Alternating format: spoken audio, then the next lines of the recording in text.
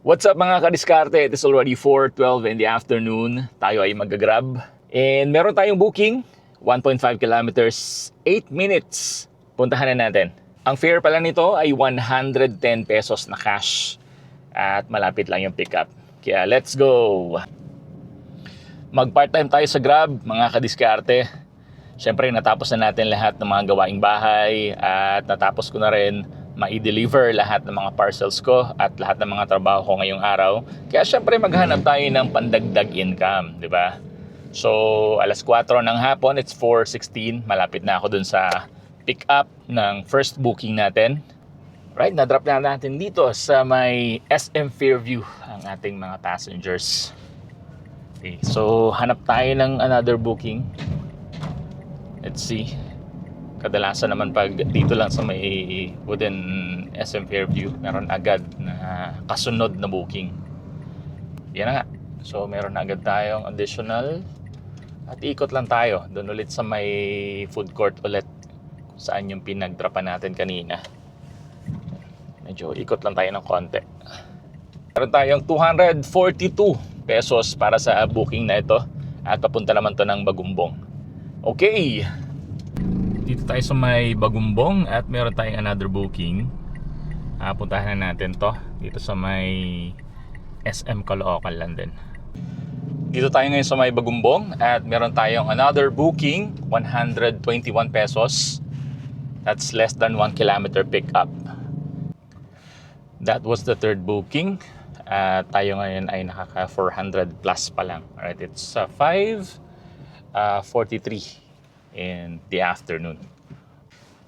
Meron tayong additional booking. Passenger is sharing their location. At ito ay 110 pesos na naka-Grab Pay, 870 meters away. Puntahan natin. Bumalik tayo dito sa may SM Caloocan. Pero meron tayong another booking. Ito ay 141 pesos. Ang pickup natin ay 1.6 kilometers. Kakadrop lang ng ating fifth booking. It is already 6:51 in the evening. At tayo ay nakaka 742 pesos. Nandito tayo ngayon sa somewhere in Bagumbong pa din. Actually, paikot-ikot lang tayo. Hindi ganun kalalayo. So, let's see, baka bigyan pa tayo ng magandang booking. Another booking tayo, mga kadiskarte. It is 6 minutes pick up. So 800 meters away lang. It's currently 6:58 in the evening. Ito nga, yan. 20 kilometers naman ang drop-off natin. Papunta ito sa Sikatuna Village sa may Diliman. Okay, puntahan na natin ang pick-up location na to. So mga kadiskarte, nandito tayo ngayon sa may Petron dito sa may Camarin. Currently, ang XCS I-7450. Okay mga kadiskarte, nandito tayo ngayon sa may Maginhawa. At marami ditong mga masasarap na kainan. Pero hindi yan ang focus natin. Kasi tayo ay kailangan gumapang pa. Magdagdag sa ating income. Okay, so meron tayong another booking mga kadiskarte. At malapit lang ito, 110 pesos. At 980 meters ang pick up. Okay. So, puntahan muna natin to. Nandito tayo ngayon malapit sa may Diliman. Na-drop natin yung ating passenger. Currently, guys, it's 8:29. At tayo ay nakaka 7 bookings. So, currently, meron tayong 1,324. Sana madagdagan pa. Waiting lang tayo. So, currently ang gas natin ay 4 bars. Nag-gas tayo kanina ng 1K. May pumasok na booking kanina pero hindi natin kinuha kasi malayo yung pickup, 3.5 kilometers. Ayun, may booking tayo mga kadiskarte. 1 kilometer, 1.1 kilometer pickup. So, that's 5 minutes pickup. And then, papunta naman ito sa Pasig. Yep, papunta ito ng Pasig. At ang rate niya ay 459 pesos na naka-cash. Yan, pwede na yan. Kunin natin at pick upin natin yung ating customer. At na-drop off na natin ang ating passenger dito sa may Pasig. Okay? Currently, tayo ay nakaka 8 bookings. 9:15 in the evening. Habang naghihintay tayo dito sa may Along Pasig, tayo ay nakakuha ng booking. That's 1.2 kilometers pick up. Punta naman tayo sa Silk Residence main entrance. Ang rate pala nito mga kadiskarte ay 254 pesos. Dito na tayo ngayon sa may Silk Residences main entrance. Yan, 303 pesos. At syempre, bawas yun. 254 lang yung net, total net na pamasahe. 10:09 na at hinahanap na ako ng asawa ko, kaya tayo ay magsa-set destination na. Naka-set destination na tayo. Sana mabigyan pa tayo ng ng additional kasi dalawa pa yan eh. Dalawang bookings pa sana. Currently nandito tayo ngayon sa may Santa Mesa. So medyo malayo-layo pa yan. That's nasa 22 kilometers pa. Kaya sana at least mga dalawa pa, no? Dalawang dagdag pa. Or kahit isa lang, basta yung malapit na sa atin. Pag-pray natin, madagdagan pa yung, yung bookings. So it is 10:14 in the evening. Nandito tayo ngayon sa may 7-Eleven sa may Santa Mesa. Naghihintay tayo ng booking. At nakaset destination na ito. Ito nga pala yung ating total bookings. As of now, hindi pa kasama yung sana madadagdag pa. Meron tayong 9 bookings, currently 2,083.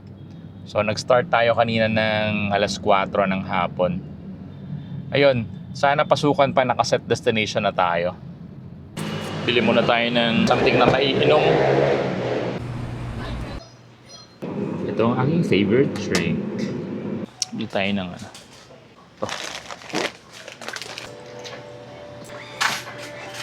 Nakaset destination pa rin tayo, pero wala pa rin pumapasok na booking.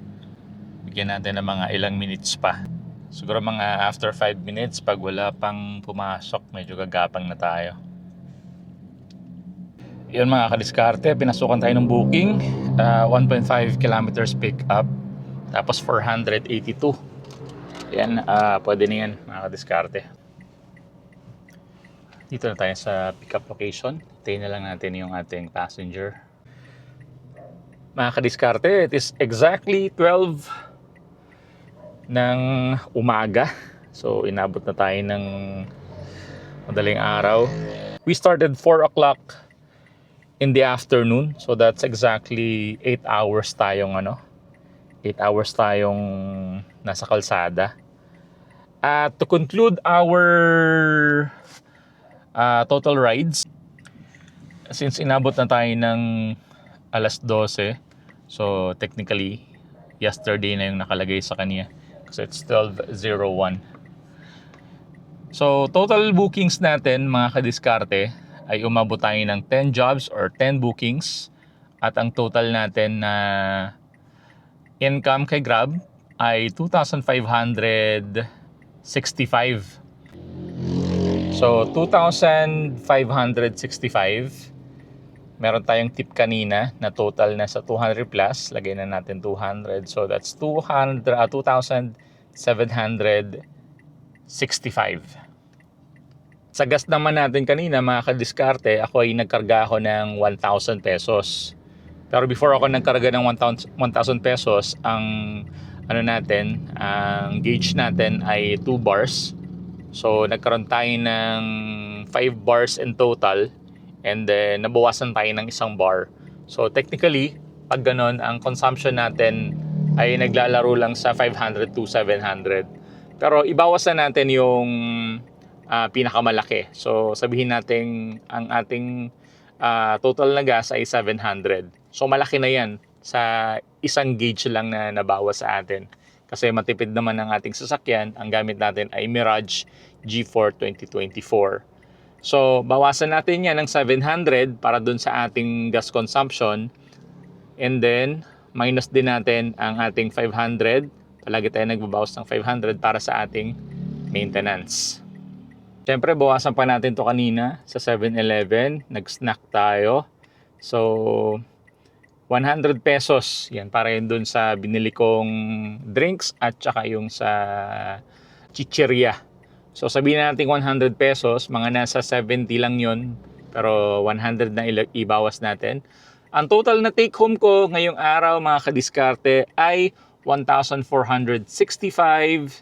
That's for 8 hours na biyahin natin kay Grab. So ipaalala ko lang din po na itong 1,465 ko na ito na net na kinita is sa akin po kasi may-ari po ako ng sasakyan, so operator po ako and driver at the same time. Iba pa po kapag yung halimbawa kayo ay nagba-boundary. So pag nagba-boundary ka talaga, ang lalabas nito parang kumita ka lang ng 465. So pag boundary ka talaga, kailangan bumiyahe ka ng more than 8 hours. Kasi medyo mahihirapan ka dun sa sa pagkuha ng boundary kapag less hours or mga less than 10 hours ang biyahe mo. Kaya kadalasan sa mga tinatanong ko na mga bumabiyahe ng mga nagba-boundary, talagang maabot sila sa kalsada ng more than 12 to 14, minsan pa nga umaabot pa ng 16 hours or more. Pero sana medyo i-budget nyo yung oras ninyo, tsaka yung syempre alagaan nyo rin yung mga sarili ninyo. Kasi isa lang yung buhay natin. At kahit gaano pa kalaki yung kitain mo sa kalsada, kung magkakasakit ka naman, wala din. Shout out sa lahat ng ating mga bagong subscribers. Nga pala mga kadiskarte, tayo ay 346 subscribers na in total. Ako po ay sobrang natutuwa kahit nasabihin natin yan ay 346 pa lang. Yung para sa akin po ay napakalaking achievement na. Kung bago ka lang sa ating channel at gusto mo ng mga ganitong content, mag-subscribe ka na at i-hit mo yung notification bell para updated ka sa lahat ng ating mga uploads. Mga kadiskarte, see you next time and God bless you.